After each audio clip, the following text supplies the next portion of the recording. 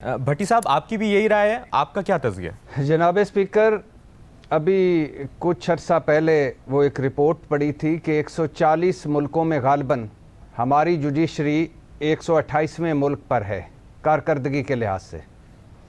और फिर अभी पतन की रिपोर्ट भी आई है 8 फरवरी 2024 के इलेक्शन पर, और उसमें है, उसका उन्वान है कि धांधली के 64 नए ज़राए,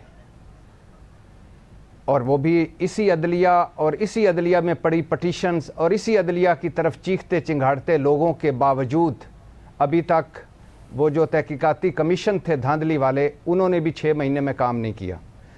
फिर जनाब स्पीकर, ट्रांसपेरेंसी इंटरनेशनल की रिपोर्ट आई है 2025 की, जिसमें अल्लाह के फजलो करम से हम करप्शन में 2 दर्जे हमारी सरबुलंदी हुई है, और दूसरा करप्ट तरीन इदारा अदलिया का है, पहला पुलिस का और दूसरा अदलिया का।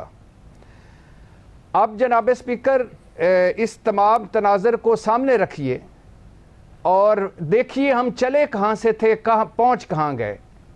जस्टिस सर अब्दुल रशीद साहब से उस वक़्त के वज़ीर आज़म लियाकत अली ख़ान मिलने का ख्वाहिश का इज़हार करते हैं, और जस्टिस सर अब्दुल रशीद साहब इनकार कर देते हैं। वजह पता चलती है कि हुकूमत का एक केस है या हुकूमत के चंद केस हैं जिसकी वजह से वो वज़ीर आज़म से नहीं मिल सकते।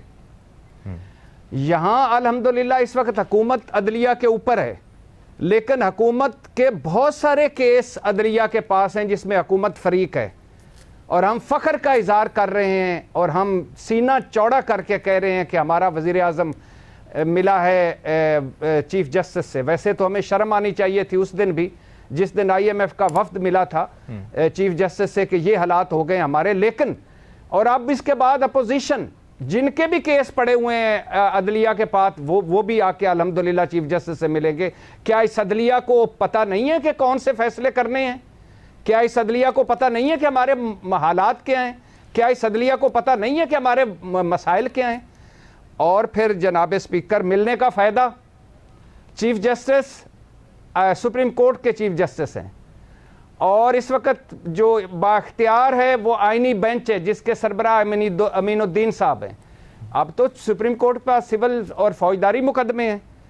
और फिर जनाब स्पीकर, जुडिशल रिफॉर्म्स या रिफॉर्म्स एजेंडा काहे का जब आपका घर दुरुस्त नहीं है? अच्छा, फिर पहली बार ये जो पहली बार खत लिखा था वो चीफ ये जो घर घर महफूज वाला, दूसरी बार क्या लिखा कि खुदा के लिए आप जो दूसरे जजों से, दूसरे हाई कोर्ट से जज लाएंगे, और इसको आसान लफ्ज़ों में कर देते हैं कि अगर आप इस लाहौर हाई कोर्ट से सरफराज डोगर साहब को लाएंगे और इसको इस्लामाबाद हाई कोर्ट का चीफ जस्टिस बनाएंगे, जो कि कायम मकाम वो बन चुके हैं, तो ये आइन से फ्रॉड होगा।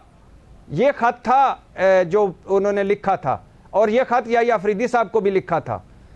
अच्छा, उसके बाद आप बताएं, उन्होंने कहा था कि हल्फ नए सिरे से लेना होगा। कुछ हुआ उस पर? मुस्तरद तो कर दिया गया आमिर फारूक साहब को जो दूसरा खत लिखा था, लेकिन पहले खत का क्या बना? तो 8 फरवरी 2024 का इलेक्शन उनके सामने है, 26वीं आईनी तरमीम उनके सामने है, पीका उनके सामने है, बुनियादी इंसानी हकूक़ की खिलाफ वर्जियाँ उनके सामने हैं, चादर चार दीवारी के तकद्दुस की पामालियाँ उनके सामने हैं, जाली मन घड़त झूठे मुकदमे उनके सामने हैं, अदलिया के फैसलों को ना मानना। 4 फैसले आपकी सुप्रीम कोर्ट दे चुकी है कि ये मखसूस नशिस्तें पाकिस्तान तहरीक इंसाफ को दी जाएं। आपने उस पर अमल दरामद करवाया? तो बात यह है कि आप जिस तरह जजों के तबादले हो रहे हैं, जिस तरह जज सुप्रीम कोर्ट में लाए जा रहे हैं, जिस तरह पाकिस्तान के हालात हैं, जिस तरह हम सारे इससे गुजर रहे हैं, आपको वजीर आजम साहब ने क्या बताना है आके? वजीर आजम साहब और हुकूमत के तो केस हैं आपके पास, अपोजिशन के तो केस हैं आपके पास। आप अपना हाउस एंड ऑर्डर करें, फैसले करें, आगे बढ़ें, अदलिया की खोया हुआ वकार वापस लाएं। आप किन किन मामलों में पड़ गए हैं कि उससे मैंने मिलना है, उससे मैंने मिलना है? अगर शहबाज शरीफ साहब ने यह बताया कि जो स्टे लेकर बैठे हैं वो जो टैक्स के मामलात पर, तो ये हमारी अदलिया को नहीं पता कि कितना नुकसान हो रहा है? हमारी अदलिया को हमारा नहीं पता कि हमारे मसाइल क्या हैं? लोअर जुडिशरी में आदमी रुल जाता है, ये नहीं पता हमारी अदलिया को। तो मैं तो इसको अब मैं बसदे अदब कोई लफ्ज़ ज़्यादा इस्तेमाल नहीं कर सकता, लेकिन मेरे ख्याल में ना इससे कुछ निकलना है, ना कुछ हासिल वसूल है, ना इसका कोई फ़ायदा होना है। चीफ जस्टिस साहब के पे एक जिम्मेदारी आई हुई है, बड़े मुश्किल वक्त में आई हुई है। इस तरह फायज ईसा काजी भी आए हैं, चले गए हैं, आप पता ही नहीं है कहाँ हैं। तो इस तरह उनको भी तारीख अपने जो उन्होंने किया याद रखेगी।